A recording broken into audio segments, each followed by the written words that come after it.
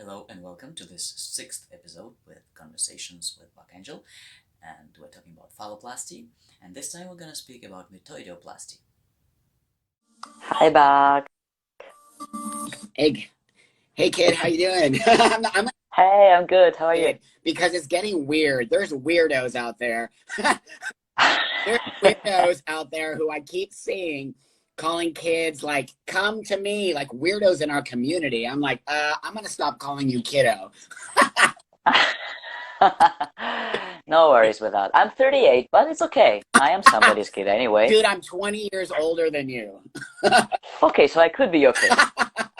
You could. You actually could. How are you doing? Yes. How is everything? Yeah, I'm good. I'm good. I'm getting tomorrow. I'm getting my stitches removed. Excellent. Is that called? Yeah. Is that called like Yeah, that? Stitches. removed. Yeah, that's right. Mm. Your Yeah. English is really So I'm good. Demi, you have great English. Really, really. Thank you. Did you learn that in Russia? No, in Germany Wow. and in England and in California Oh, actually. in California. So when you left, Yeah. did you even know English or not at all? Well, yes, I did learn English actually since I was 5, Wow. but at school the English was really not so good. Yeah, right. Of course. So when I came to Germany, I was way behind the other kids, Oh, wow. far behind. So I really needed to have a tutor, Yep. private lessons, Yep. and then I went for like 6 weeks to Coventry. It's in Yep. England, where I went to an English school for 6 weeks, and I lived in a host family. Uh-huh. Oh, wow. It was really, really nice. Wow. And that's where I learned really better, like most of Do my English. you think all your travels as a trans guy and doing all these things and going to all these places, do you think it helped you become so, because I really see you as a very grounded guy. I see you as very much like myself on some level, where you just went back into the world. You just became a guy and you went back in the world and made your space. So I see that. Do you think your travels really helped you sort of become this guy? I'm actually quite sure of that because I even wrote like a paper, like work for my English class, which was called the understanding intercultural communication. Wow. And that was important for me to understand other people from other cultures and to have this kind of like, connection because everybody's different. That's right. And that was way before my transition at all. It was way before I actually even knew something like transition exists.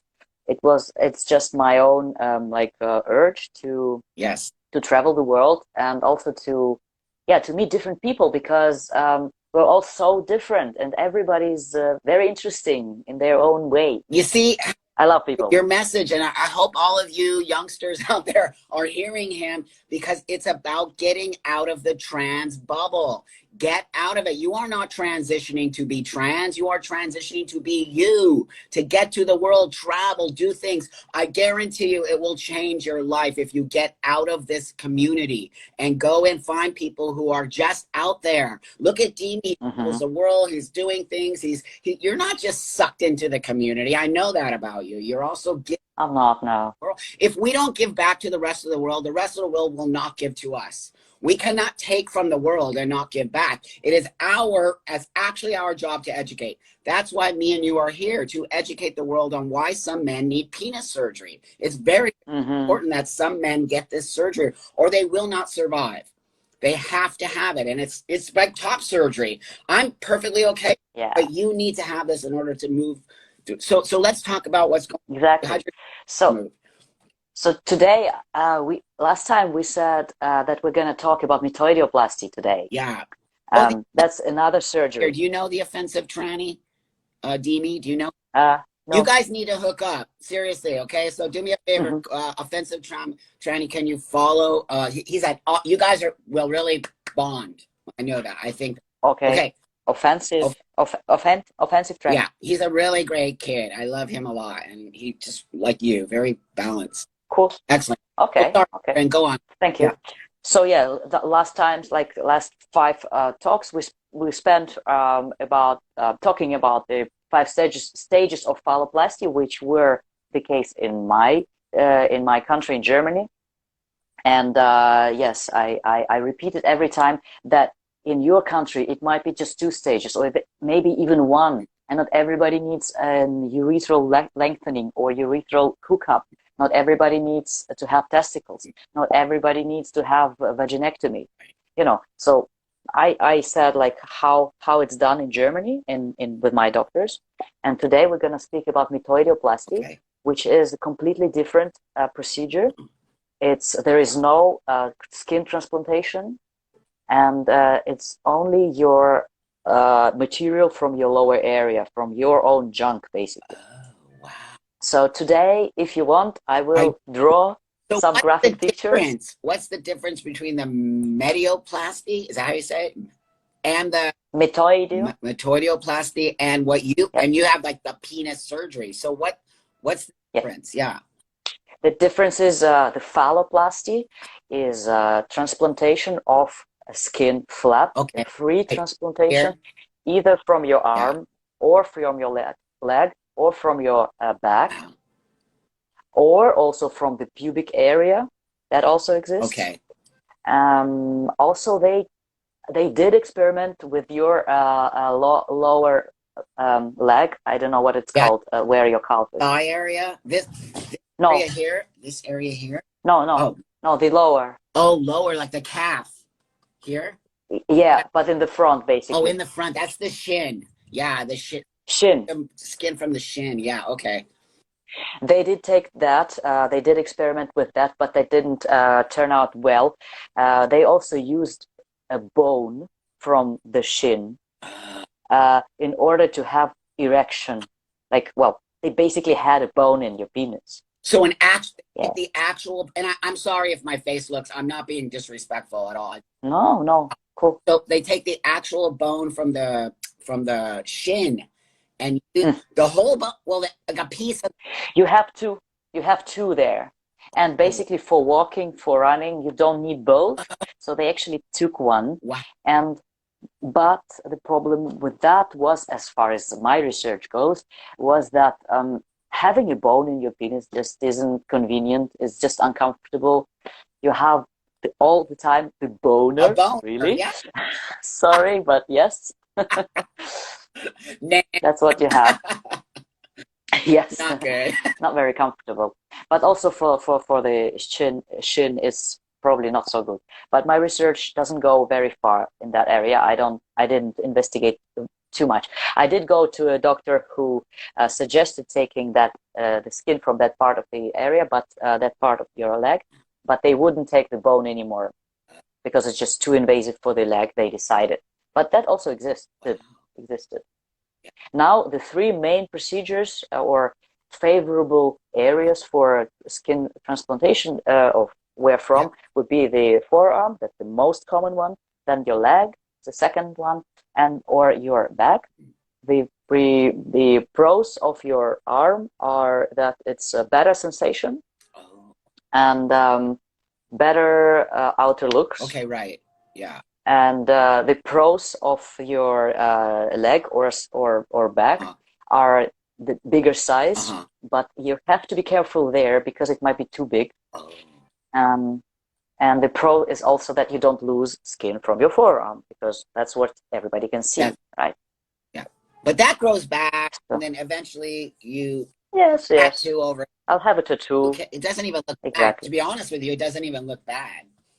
How long ago was that? Was your skin taken from there? This is now 1.5 years ago. Wow, you're healing really great. Really great. It's good. Amazing. Yes. Yeah, because I've seen that surgery for many, many, many years, and I've seen it actually progress, and I have seen that even progress, even the healing of the skin progress. Some guys, it didn't heal as well as yours. Yes. Well, there are tons of complications which would be possible, or different turnout, like how it turns out. Yeah. Right. Also, depending on which kind of skin they would use to cover this wound. Okay, right. Stuff like that. But if you want, and if the others want, we could have maybe next week, if you want, another session with like Q&A or something like this. Excellent. And then what I'll do, or with complications. Yeah, no, I'll reach out, and you can reach out. Let's get some questions prepared for us. We'll have people ask the questions in. Yeah, No, that's an can do that. idea. I love that idea. Hmm. So Okay, so that'll be the phalloplasty. And you asked about what's the difference yes, to yeah, metoidioplasty. Metoidioplasty is two words, meta and oidio. right. Meta means towards, and oidio means man or manly. Oh, wow. I think it's Greek. It must be. Yeah, it sounds very Greek. Wow. So it means man. Wait, what? Towards man. Toward. And plasty means well, surgery, which would be, you know, plastical surgery. That's right. Plastic. Yeah. Yeah. Plastic surgery, basically. Yeah. Plastic surgery. Yes. Yes. That's To right. create a male, like member, basically. Yeah. Basically, yes. That what they do is they take they see what's there. Yeah. Your clitoris. Well, I'm just sorry. I'm gonna name things what they are called medically. Medical. And I'm not meaning everybody out there. Yes. We are using medical terms. Please do not get triggered or offended. And if this is going to offend you, you must go, because this is an adult conversation about genital reconstruction, about all kinds of things that might trigger you. We're going to use vagina. We're going to use penis. We're going to use testicles. We're going to use dick, cock, balls, pussy, all of it. So if any offend you, you must go away, because we're going to speak that way. And in no form am I offended by you being offended. That's why I'm asking you. Exactly, that's true too. I'm also not offended if anybody is offended. Just be warned that I'm gonna say those words.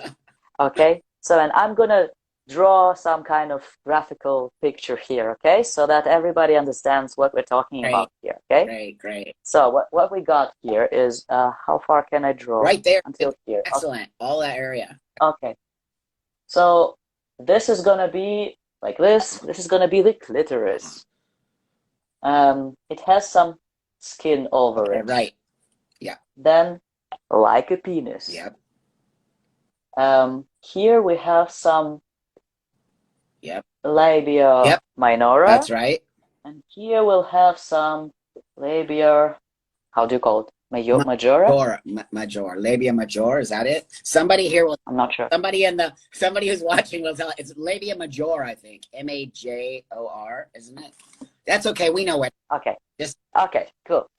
So then maybe a bit more of that. Yep. Actually, the more of labia minora you have, the better for this surgery. Oh, wow. We all know that though the genitals are very different. Yep, that's right. From person to person. Right. Some people don't have much of those. Right. Some people do. That's right. And it's better if you have more. But it's not a big deal if you don't. Why is it better to have more? I will in a moment. Okay. So what you also have, well, let's just have some space here so I can draw also the vaginal opening. Okay. It will be somewhere like this. Right. I'll make it dark, and you'll have somewhere around here your original pee hole. Yes? That's right. Not very medical term, but you know what I mean. But I say cock and balls and pee and pussy, and we're going to use every word out there. So okay, exactly. So what's happening when you're on testosterone? Your clitoris is going to grow, and that also differs from person to person. Urethra. Thank you. This is the urethral opening. Thank you. That's the term. So your clitoris is going to grow depending on your levels of T, how long you're on T, and on your genetics. Genetics. Thanks. Yes, genetics. So the bigger the clitoris, the better for this surgery, because well, this is gonna have a impact on your result. Right. Of course. On the final result. So what they do is they they open basically this skin a little bit, which covers the head of the clitoris, right. And there is a tendon going from somewhere there, here, and they cut it. Oh. Here, so that they free the clitoris a little bit, and it goes even longer. So, for example, if you had like 1 inch here, you will have like 3 inches afterwards. And does it still get an erection once they cut? Oh, yes. Wow. Absolutely. Yeah, the tendons have nothing to do with the erection. Okay. You also have the cavernous bodies like a penis does. Oh, right. The clitoris is like this part of it, because the clitoris alone is, or the clitoris is not this alone. It consists of this part, and also somewhere here you have like I'm not sure how they're called, but some tissue which is also erectile. That's right. Yeah. It will swell. The leg, something. They come off the side of the clitoris. They're like legs. Mm-hmm. Yeah. Right. Yes. Yes. And yes, it just frees the clit like a penis is free. Exactly. Okay. Exactly. And also what I learned is that the clitoris actually has 4 tendons, like one here, and 2 on the sides. Yeah. And they cut this one. So they free it up. I see. And that's the first part of the surgery. This is all done in one surgery, what I'm saying now. So afterwards, depending on what the patient wants, they can leave the skin, Mm-hmm. like that it's possible to cover the head of the clitoris, or they can cut a little bit away of it. Oh, wow. Why they would cut it away? Maybe for better sensitivity. Or like just maybe for like just looks, right? Maybe someone wants to do. Maybe. Who knows? Yeah. Yes. Okay. Mm-hmm. Great. Okay, so afterwards, they can leave the vaginal opening open. They don't have to do the vaginectomy. Okay. But they do use some part of that tissue to, they like flap it over to this side. Okay. So that there is so that this area is like covered with the vaginal tissue. Oh, but why do they do that? Do you know, is there a help for that, or it's more? I think this is because vaginal tissue is used to this kind of the urine. Oh. And because they are going to construct the urethra, or new urethra. Oh, they give you a new urethra? Yes, yes. Because you will. The goal is to pee standing up. Right, right. So they want to move the urethra hole. Do they move it to the clitoris? They don't move the hole. They take one. Like so it forces the pee. So it forces the pee to go like that. So when they move that, it's wait. They actually make a tube.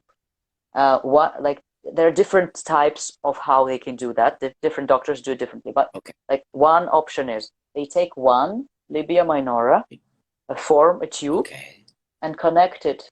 It's called anastomosis. Connect it, sew it to the urethral opening here, and lead it towards here. And on one side you have the skin or the tissue from the vagina, and on the other, on the other part, basically you have like a tube, you know. Wow, that's amazing. Yes, with one part here you will have the vaginal skin or tissue, and here outside and around you will have this tissue. That's incredible. And then it's incredible. It's really very progressive, and that they reroute. Basically, that's what they're doing. They're rerouting your urethra so that you can pee standing up. Exactly. They lead it towards your penis. Your new penis. Wow. And they take the second libia minora and go around again on this side, so that they actually form the lower part of the penis. And they do it because this has no hair. Right. And that's really cool, because it's a known like issue. When you take the skin out of your leg or your arm, there might be hairs. So you have a hairy penis. Well, I had a friend who had surgery from Dr. Crane, which there's a lot of mixed feelings about Dr. Crane, but he had Dr. Crane, and he actually did a lawsuit against Dr. Crane, because that's exactly one of the things that happened was his forearm. They didn't do electrolysis. And so you can do electrolysis to get rid of the hair. He had hair growing in the inside of his penis, which became a nightmare, and he had an infection. He had a total nightmare surgery. So I'm not saying actually anybody, but I'm just saying this. Actually, this has nothing to do with this particular doctor, Yeah. but it is better if the doctor tells this That's right. upfront to the patient, because my doctor also didn't say this, Right. and I had to do my research, and I did do laser Yeah. removal. Electrolysis. Yeah. You didn't do. It's not electrolysis. It's two different procedures. Electrolysis is when you remove the hair by a needle. Okay. You put a needle inside and you basically burn the hair. All right. But you have to do it like 3 times or 4 times with the same hair. Okay. That's why you have to come several times, because every hair has like 3 or 4 follicles, like the roots. Well, but it's a whole. What do they do for you so that your hair doesn't grow back? Did they do something? For me, they did laser epilation. I think it's called. I see. You're right. Yeah, because that just it all out like bam, forever. It's not as good as the electrosurgery, what you said? Electrolysis, yeah. Electrolysis, because it's good for people who have white skin and black hairs. That's the best. Right. I have white skin, but rather lighter, like you have the hairs. Or as me, yeah, the same. On the other hand, though, if you look at my arm here, I almost have no hair. Right. And this is the skin that they use. Oh, wow. On this side, I do have hair, but not so much. Right, right. So I'm actually lucky. Yes. That's right. So, yes, it's better to do electrolysis, but it's not very common in Germany. So that's why I did the laser epilation. Oh, that makes sense. Okay. So within the what is it called? METOIDIOPLASty. Do you have to have any kind of electrolysis? No. None. No, not at all. No, because there is naturally hair grows in there. So I think it's not going to be a problem, right? Is that? You don't need that because you're using those inner minora, libia minora, right. And they don't have. They don't have hair. Talking about vaginas, like I don't know what it's called. I have a vagina, and I don't even. I'm just like I don't know. Yeah, I do. I just keep forgetting it, but yes. So, so they're using those, and they have no skin. The Majora ones, they do have hair. Sorry, hair. But we're not concerned about those now. So one tube is the urethral lengthening. So they lengthen the urethral opening and lead it towards your new penis, and then they take the second one and wrap it around basically from down there, so you have here a penis, because on top you have your own skin. Actually, I'm now thinking, not quite. That's not quite right. When they free it and they lengthen it, they will get rid of the skin which is on top. So you do need to cover that. I think. I see. They will go with that one. They will go completely around. I think so. Yeah. But don't take my word for it. There is actually a really, really nice YouTube video on this surgery. If you can watch, if you can see, blood and wounds and stuff like that, you should just type in METOIDIOPLASTY or METOIDIOPLASTY procedure, and it will jump up like one of the first. You can watch it. It's like 5 minutes. Excellent. Okay, yeah. If anyone's interested, listen or reach out to Dimi and he'll point you in that direction, because you did research, dude. You did research. You're really one of the. I've talked to a lot of guys about bottom surgery, but you really have your shit together, and you're really. If I was going to get bottom surgery, I would talk to you, because I really do see you did thorough research, dude. You really I did. I know that. I could see it. And it's why I have you on, because I feel safe. I do, because this is a big deal. And I feel safe, giving you to the world and having you teach this situation, because I know that you're very versed. You're very responsible. You're an adult. You're not a child. You're getting this because you choose. Well, I mean, we're doing surgeries on children now, which I'm going to say is a little bit weird. I have issues with that. I do. I have full-on issues. You can be totally okay with it, but I'm not sure if medicalizing children at 13 years old is a smart thing to do. Why do we want why do we want to put kids on any kind of medication at 13 when the only problem could be a an issue here. When you start to medicalize children, you have to medicalize them forever.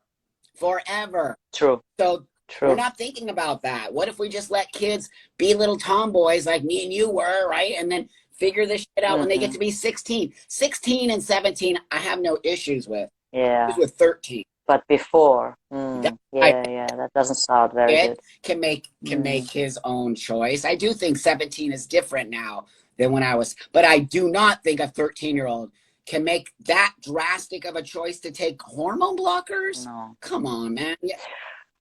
No, well, I don't know really. Well, I wouldn't do like surgeries, but about the they're actually doing surgeries on young kids.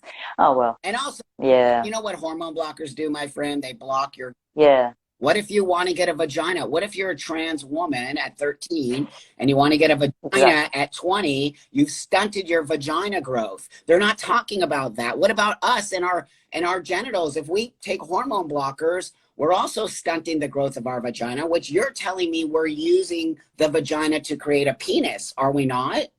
On some part of it. So, but what I would think is that the clitoris would not grow as much as it normally would. It will grow in testosterone, though. It will. But it will. I don't know. I'm very. It's complicated. Don't think it's not, my friend. It is. But we have. It is very complicated. If we're not talking about it and we're just medicalizing children, you don't think in 5 years there's going to be shit ton of lawsuits? There's going to be shit ton of people going, wait a minute, I'm not trans. And a 13-year-old is like at 17 going, wait a minute, that is what I see.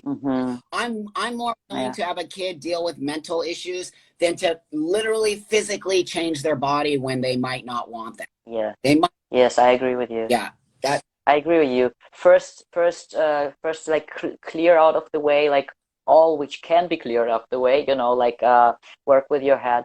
And then when they like can give their own consent, like after they're 18. That's right. Then they can do what they want. They can decide for themselves. Do you actually think a 12 or a 13-year-old can make consent without their parent?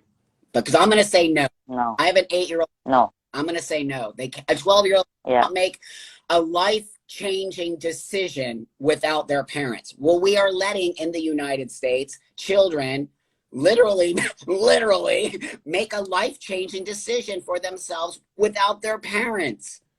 I mean, yeah, that shouldn't be done. I'm kind of conservative. I know that about not super conservative, but I'm a parent. And if any government came to me right now and said, my child can make a decision without you, I would be like, I'm moving from this country right now. I'm not kidding. Yeah. You cannot take my child away from me and tell me my child can make those choices, because they can't. I mean, come on. Yeah. And it's my responsibility as a father to guide this child in a way that helps them become a better person. Yeah. And making choices is something you learn along the way. Me and you learn that from our parents, from friends, not just from making our own. If I let my 8-year-old have his way, he would not be in school right now. He would be playing late. Yes. Oh yeah. He would be, like, of course. Thing. Yes. There's a saying in Russian, like measure 7 times before you cut 1 time. So I would say think 7 times before you cut 1 time. Dude, he's taking Russian. My son is taking Russian lessons. So. Okay. So write it down. You can tell him. I'm going to. It's a good one. The Russian teacher. So, okay, let's get into this real quick. So, because I got to. Yes, because we have to look at the time. So now some people, we have lengthened clitoris, well, new penis, right? We have the urethral exit here so that people can pee standing up. And we have either closed the vaginal opening or we didn't. If we don't close the vaginal opening, there might be, it might be more difficult to have testicle implants, which would go in here, in the labia majora, in the big ones. And you will have to have them somewhere up here. That's right. That's a question how that looks. I don't know. Yeah, but I didn't see. Google photos of it, right? Can you? But there are, yes. Yeah, okay. You can look at on TransBucket. Okay, great. You probably know. Yeah. You'll probably find something on there. So, but if you do close this, they will close completely, like all this area. They will close it, and well, can I ask this is now really quick about the vaginal opening? So the vaginal opening gets totally shut, or that's your choice? That's a trans man. It's your choice. Okay, and so if you kept it open, you can use it, or if you close it, what happens if you close it? Nothing like medically goes wrong by it being totally shut off? No, because you don't just close it, you will remove the tissue, vaginal tissue or vaginal tissue, because it's very important. Because it's called mucosa also. Okay. It's very important because this kind of tissue has makes a lot of fluid. Oh, right. And that fluid needs to get out. That's right. That's right. So they have to lubrication. Lining, so is it like the lining of the vagina, and you have to have a hysterectomy? No. Yeah, absolutely. You will have to have a hysterectomy if you want to have vaginectomy. That's right. Because otherwise... right. Because if you do that and you close it, that's going to cause huge problems because it's not functioning. Yes. Right. Also because if you have, for some reason, your ovaries, if they do produce some estrogen, if you do have some menstruation even, this has to get out. That's right. And you, like, no doctor will just suture the vagina. But, you know, in my mind, and probably in the mind of others out there, they're like, but wait a minute, you sew the hole shut? But no, but of course, we need to know those sort of... Yes, exactly. Somebody writes, remove secretion sacs. That's what it's called. Okay. Secretion sacs. Sacs, exactly. Okay. You will have some of them in your labia minora as well. So there is still some lubrication, which is really, really cool because with METOIDIOPLASTY and with Phalloplasty, if some of this tissue is still remaining, you will have some fluid coming out of your penis during sex. And that's, well, some people don't want this. I find it really cool. No, but because it's like... even biological men have pre-cum. It comes... Exactly. It's very similar to biological male. Yes. Yeah. Totally, absolutely. And that's why I find it really, really cool. You want that for sex and even masturbation. It's lubrication. That's amazing. Yes. Wow. Wow. Yes. Yes. That makes me exactly. happy. That actually makes me happy. So now we have, let's have like, don't fall. Now we have here, everything is closed. That's right. Here we have the testicles, silicone testicles. So they will probably implant them in the second stage. Okay. But the first stage is just the METOIDIOPLASTY. Okay. And well, what else? So can you choose? You can actually choose the size of your testicles, right? Did you show us one? You can, but you don't want to go for the too big ones because they also can cause complications. Okay. It's not just very, very safe to take very big ones. Also, independently from the size, there still can be complications. And what would one of the complications be? Your body rejecting them? Yes. There could be an infection. Mm-hmm. There could be, the body could be rejecting them. There could be some protrusion because the testicle just you have some friction. Yeah. Okay. Right. Yeah. When walking, stuff like that, and it can, it can just protrude somewhere here or wherever. Right. Somebody said wear a condom during sex. Yes, absolutely, because safe sex is very important. Absolutely. Thank you for saying that. Absolutely. It goes without saying. Well, some people out there don't have safe sex, so yeah, we as trans better do that. HIV is on the upswing within trans male sex, just so you know. I've been paying attention for more than 5 years, and I've been watching it because biological dudes have sex with us, and they talk a lot of guys into having sex without condoms. They do it all the time, and it's, come on, man, that's just fucked up. We're going to have an explosion of AIDS and HIV in the trans male population because we're not taught to have safe sex. Well, yeah, that's a very, very important topic. That's true. And then somebody's saying body can reject. Yeah, complications. Incision can site can open. That can happen with any of the surgeries we're speaking about. An incision site can get open. It means an infection can get in, or just wound healing problems and stuff. But yeah, there are many things. We can talk about that later in one of the next conversations. Yeah. Exactly. I want to add one more thing to this surgery. Yeah. Very, very cool. I didn't know about that. You can do, it's called Monsplasty, M-O-N-S plasty. What they do, not everybody does this, but it's possible. What they do is here in your abdominal area, they can cut out a piece. They just cut it out. So they pull the skin towards like up, you know, they pull it out. Right. So they close it here so that your penis goes up and it becomes also bigger and longer. Wow, that's actually smart. That's very similar to what they call here a tummy tuck. Like if your stomach is hanging over, they do similar surgery where they cut it and pull your stomach up so that you don't have that thing cosmetic. Okay. But that yes. Wow, that's really actually, so then it's more normalized because the penis is higher up, right? So yes, and also I think it could also help with standing up when peeing, because you know, still if you have like 2 inches or 3 inches of the penis, and there is a lot of skin around it, and also like when you pee and when your stream is like big and strong, it's okay, but in the beginning and in the end you will have like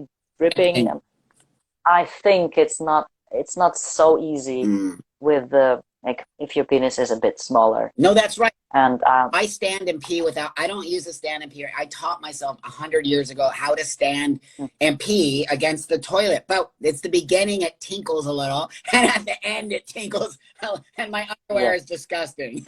Just like, well, I guess everyone in the world knows. Exactly, that's really cool, Buck. Oh my god. Yeah, so here you will have, it's like the better sensation compared to the phalloplasty. Like, this is your junk, this is your dick. Okay, it can get erect, you can have oral sex, you can enjoy oral sex. You can't have it with phalloplasty. Right. It's absolutely not the same. Think about that. It's important. Thank you for saying, because thank you. Yes, because some people just don't think about it, and they think I want a big dick, I need a phalloplasty just because I really need to be standing up, because I need something bigger in my pants and stuff, you know. But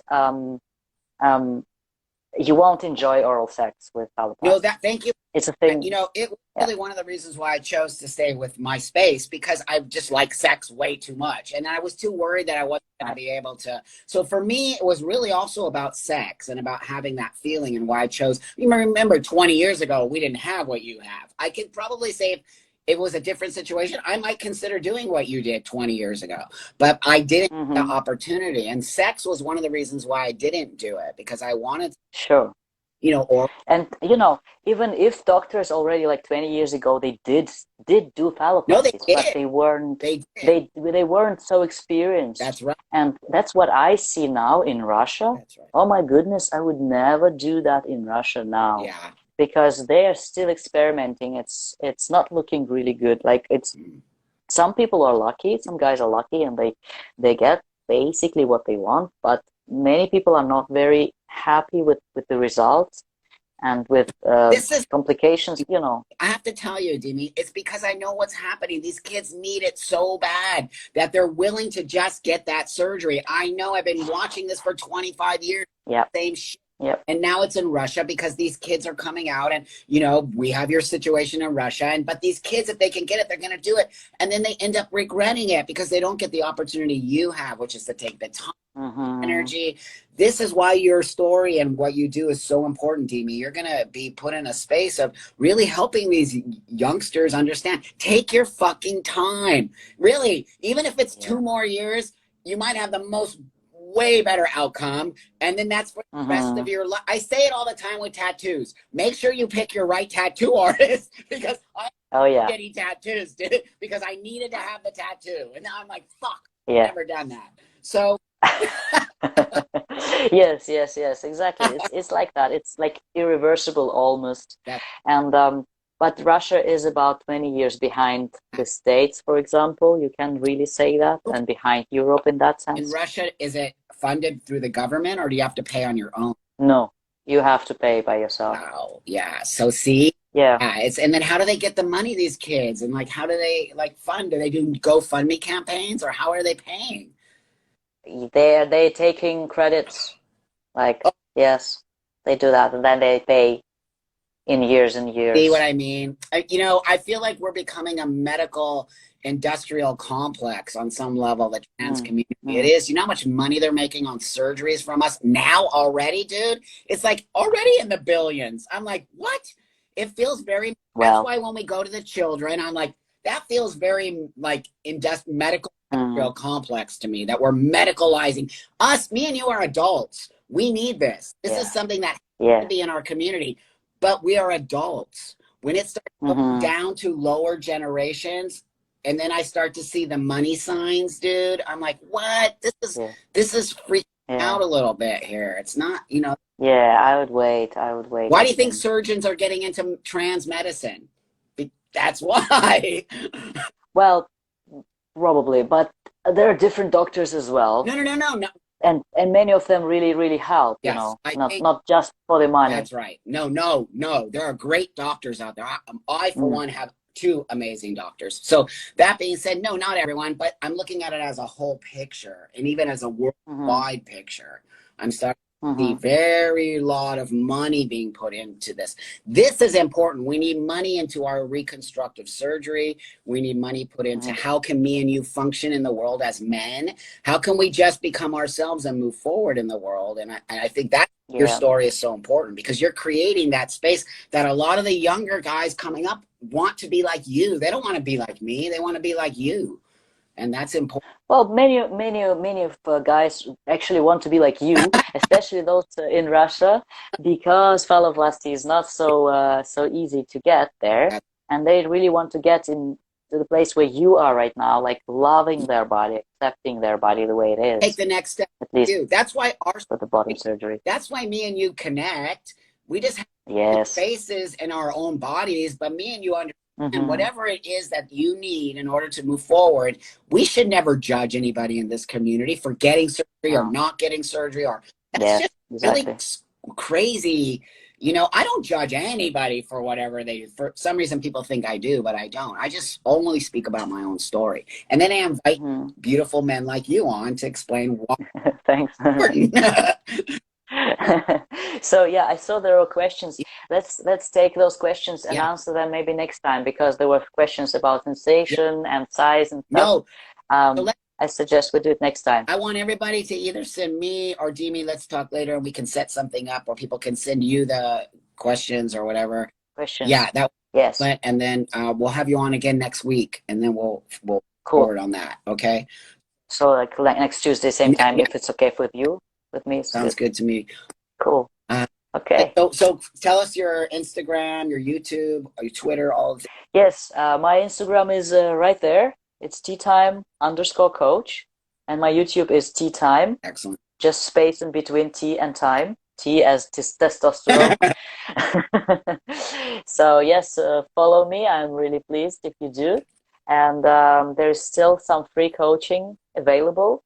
I'm a life coach, and I'm helping people to get over their issues, to get to their goals, understand what they want from life, and learn to love themselves and accept themselves, no matter if they do a transition or not.